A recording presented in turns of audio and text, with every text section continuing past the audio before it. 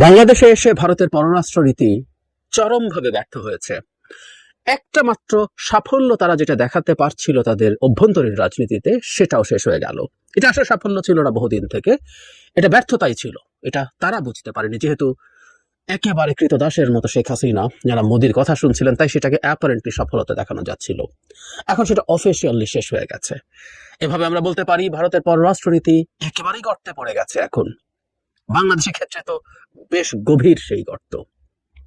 একটা কথা বলা হয় গর্তে পড়া নিয়ে, সেটা হচ্ছে গর্তে যদি আপনি পড়ে যান তাহলে প্রথম কাজ হচ্ছে গর্তটা আরো খুঁড়ে আরো গভীর করে না তোলা।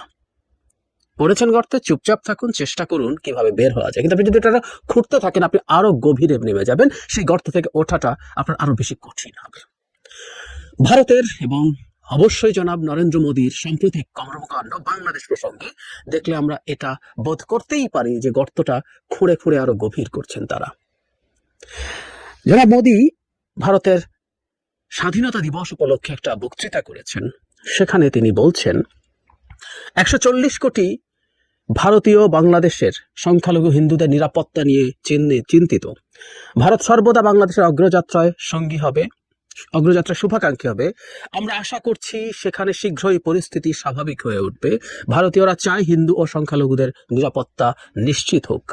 140 কোটি সংখ্যালঘু হিন্দুদের নিরাপত্তা নিয়ে চিন্তিত। আমাদের মনে থাকার কথা, জনাব মোদী একবার টুইট করেছিলেন যখন আমাদের প্রধান উপদেষ্টা ডক্টর ইউনূস শপথ নিয়েছিলেন। তিনি সেটাই বলেছেন, প্রফেসর মোহাম্মদ ইউনূসকে নতুন দায়িত্ব গ্রহণের জন্য আমার শুভেচ্ছা। আমরা আশা করি হিন্দু ও অন্যান্য সংখ্যালঘু সম্প্রদায়ের নিরাপত্তা ও সুরক্ষা নিশ্চিত করে দ্রুত স্বাভাবিক অবস্থা ফিরে আসবে। তিনি আরো বলেন, শান্তি নিরাপত্তা উন্নয়নের জন্য আমাদের উভয় দেশের জনগণের আশা আকাঙ্ক্ষা পূরণে ভারত বাংলাদেশের সঙ্গে কাজ করতে প্রতিশ্রুতিবদ্ধ। মানে উনি প্রথম যে টুইট করেছেন ডক্টর ইউনূসকে অভিনন্দন জানিয়ে, সেখানেও তিনি হিন্দু এবং অন্যান্য সংখ্যালঘু সম্প্রদায়ের নিরাপত্তার কথা বলছেন। আমরা বহুদিন থেকে একটা কথা বলার চেষ্টা করেছি এবং আমাদের কাছে যথেষ্ট পরিমাণ ডকুমেন্ট আছে। মিস ইনফরমেশন তো বটেই, প্ল্যান ডিসইনফরমেশন দিয়ে বাংলাদেশে হিন্দুরা সাম্প্রদায়িক হামলার সম্মুখীন হচ্ছে। নতুন যে সরকার এসছে তার আমলে এই বয়ান খাড়া করার চেষ্টা করছে বিজেপির সমর্থক যেসব মিডিয়া আউটলেট আছে, মূলত সেগুলো বিভৎস রগরগে ভাষায়, মানে এই ভাষায় কোনো নিউজ মিডিয়া চলতে পারে আমি না দেখলে বিশ্বাস করতাম না। তারা এমন ভাষায় এমন কিছু ঘটে যাচ্ছে বলে তারা ন্যারেটিভ তৈরি করছে। মারাত্মক অপরাধ এগুলো। বাংলাদেশ জঙ্গিদের হাতে চলে গেছে, বাংলাদেশ ইসলামিস্টদের হাতে চলে গেছে, বাংলাদেশ রাজাকারদের হাতে চলে গেছে, স্বাধীনতা বিরোধীদের হাতে চলে গেছে। হুবহু এই ধরনের ন্যারেটিভ তারা প্রকাশ করছে সমানে।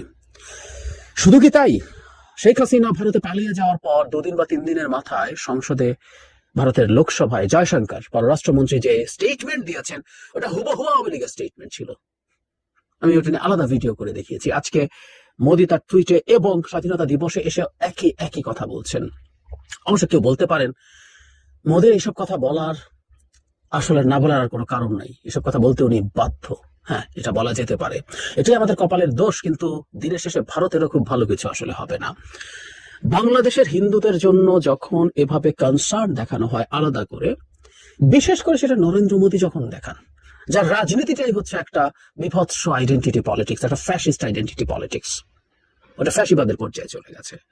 তার যে মাদার অর্গানাইজেশন বিজেপির আরএসএস, ওটা ঘোষিতভাবে ওটা আরএসএস এর মানে তার মা, তার যে আরএসএস এর যে আদর্শিক জায়গা সেটাকে ধারণ করে এবং সেখান থেকে এটার পলিটিক্যাল উইং হচ্ছে বিজেপি। জনাব মোদী নিজে আরএসএস করে মানুষ, তো ঘোষিতভাবে তারা সেটা। এবং ভারতের সংখ্যালঘু বহুবার বলেছে, মুসলমান বাদ দেই, খ্রিস্টান বুদ্ধিস্ট বাদ দেই, এই যে মণিপুর বা এই 7 সিস্টার্সে কিভাবে খ্রিস্টানদের সাথে হিন্দুদের এই ধরনের মোদীর উস্কানির কারণে যে এখানে মারাত্মক গৃহযুদ্ধ পরিস্থিতি তৈরি হয়েছে, সেটা তো আমরা জানি।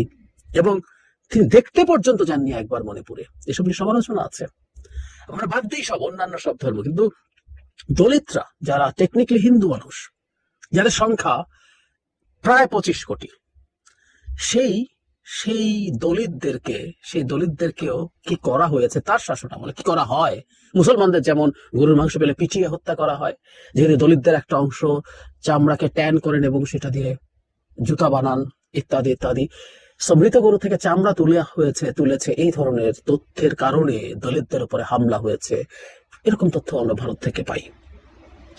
তার মুখে মানায় না। কিন্তু একই সাথে আমি মনে করি বাংলাদেশে হিন্দুর ব্যাপারে, হিন্দু সম্প্রদায়ের ব্যাপারে, একটা বিশেষ সম্প্রদায়ের ব্যাপারে আপনি কনসার্ন দেখাচ্ছেন। বাংলাদেশে আমরা এই তথ্য জানিয়েছি, প্রায় 700-র মতো মানুষ এখন পর্যন্ত মারা গেছে আমাদের এই যে অভ্যুত্থান এবং তার পরবর্তী কনসিকুয়েন্সের সময়। তাতে 700-র মতো মানুষ মারা গেছে, যাতে মারা গেছে 2 জন মাত্র হিন্দু, একজন পুলিশ এবং আরেকজন পুলিশ নন এরকম হিন্দু।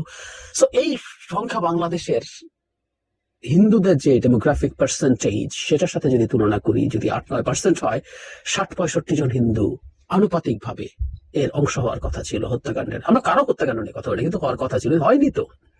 সুতরাং এই এক্সাজারেশন, এই যে বারবার হিন্দুদেরকে নিরাপত্তার কথা বলা হচ্ছে, তার মানে আসলে আপনি আপনার ওই ন্যারেটিভটাকেই এস্টাবলিশ করতে চাইছেন, এবং সেটার পেছনে এভিল ইন্টেনশন তো আছে বটেই, নিশ্চিতভাবেই আছে।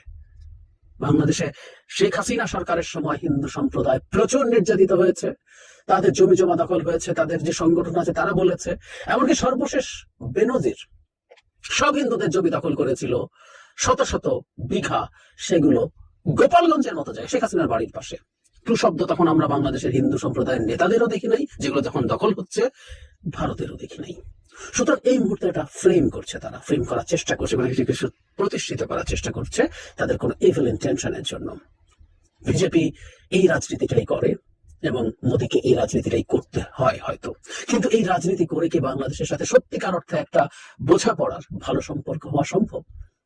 আমি মনে করি। এই জন্যই বলছি, গর্তে পড়ে গর্ত আবার খুঁড়ছে ভারত। সেই লক্ষণগুলো আরো অনেক ক্ষেত্রে আছে, আমি সেগুলো নিয়েও কথা বলবো। কিন্তু লাকিলি আমরা এমন একটা সরকার এই মুহূর্তে আমাদের আছে, আমরা বিশ্বাস করি, আমরা কনফিডেন্ট যে তারা বাংলাদেশের আত্মমর্যাদা ভারতের সাথে, ভারতের পৃষ্ঠে প্রতিষ্ঠিত করে তারা তাদের কাজ করতে পারবেন, এবং আমরা সেই আত্মমর্যাদা জাতি হিসেবে প্রতিষ্ঠিত হতে পারবো।